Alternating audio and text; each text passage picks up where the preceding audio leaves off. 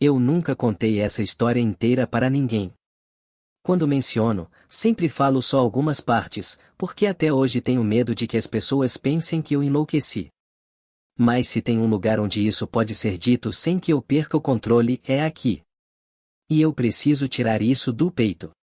Eu tinha 17 anos quando meus pais decidiram se mudar para uma casa maior, mas com um preço tão baixo que até eu, na época, desconfiei. A localização era boa, o terreno era grande, mas havia um detalhe que a imobiliária não mencionou: vá atrás do nosso quintal, separado apenas por um muro baixo e rachado, ficava um hospício abandonado. Não um hospital comum.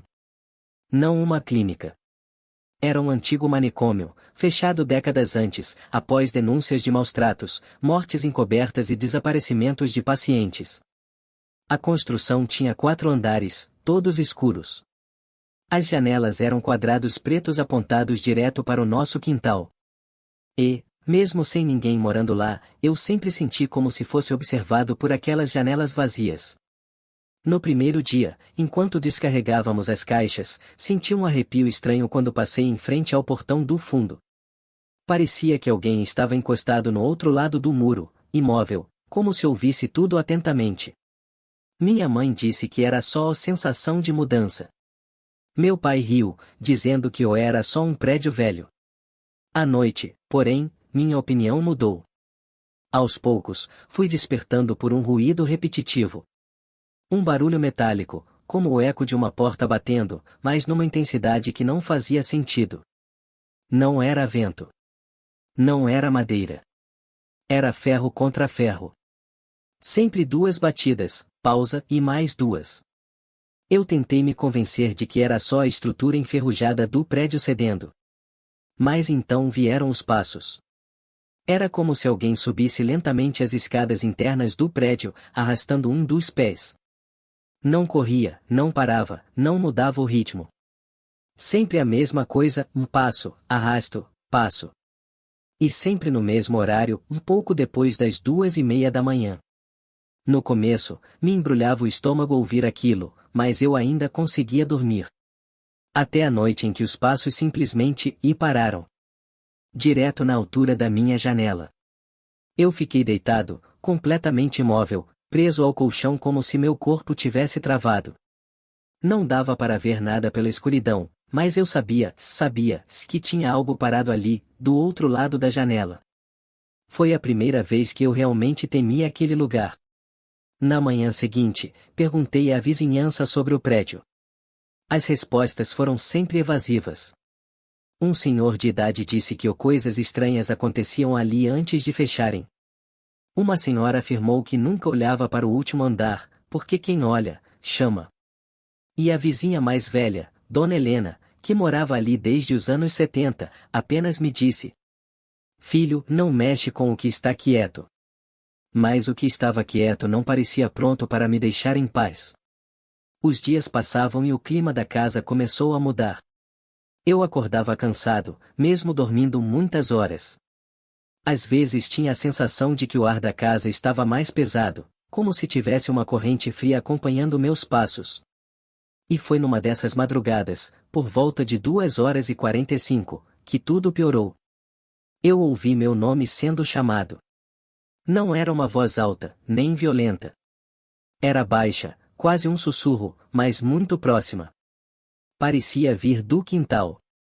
Eu ouvi novamente. Meu nome, repetido lentamente, quebrado, como se a voz estivesse tentando imitar um humano. Achei que fosse sonho. Levantei, fui até a janela e olhei para o muro. E então vi. Uma sombra estava projetada no muro do quintal, mas não havia nenhuma luz atrás dela. Nem poste, nem carro, nem lua. Mesmo assim, a sombra estava ali, nítida, imóvel, com o corpo curvado, como se alguém estivesse apoiado no muro me observando. Eu recuei tão rápido que caí sentado no chão. Depois daquela noite, as coisas começaram a acontecer dentro da casa. Escutávamos sons como se alguém caminhasse pelo corredor às 3 da manhã. Portas que não trancávamos começaram a fechar sozinhas.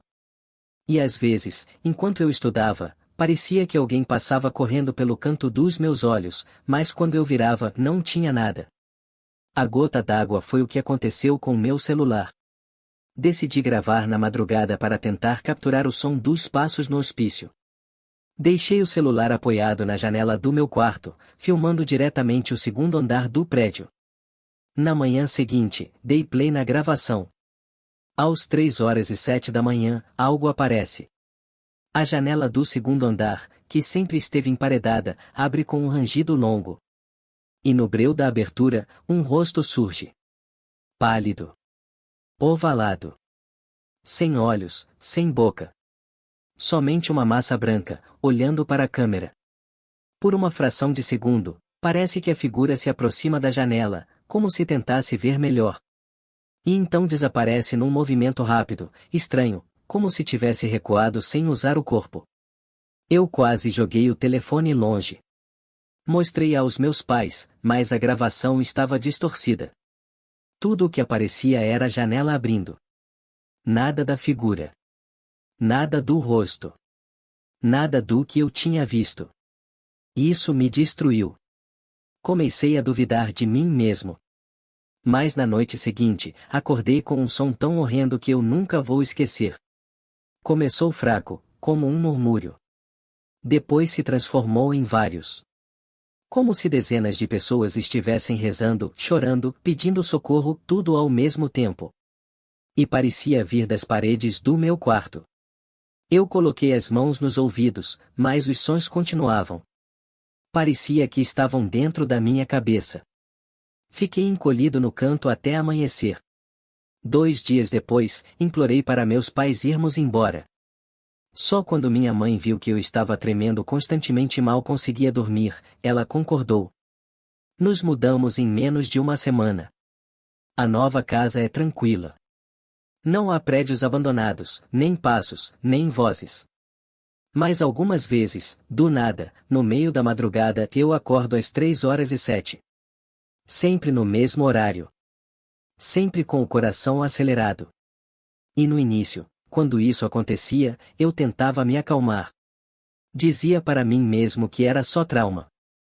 Mas algumas noites, eu tenho certeza absoluta de ouvir algo familiar. Aquele passo arrastado. Devagar. Pesado. Como se subisse escadas que não existem mais. Como se algo ainda estivesse tentando me encontrar. E por isso eu nunca volto lá. Nunca passo perto daquele bairro. Porque, no fundo, eu sei que aquele lugar não ficou para trás. Apenas encontrou outro jeito de me seguir. O que achou desse relato? Moraria perto de um local abandonado? Deixe seu like para ajudar e se inscreva para mais relatos assustadores.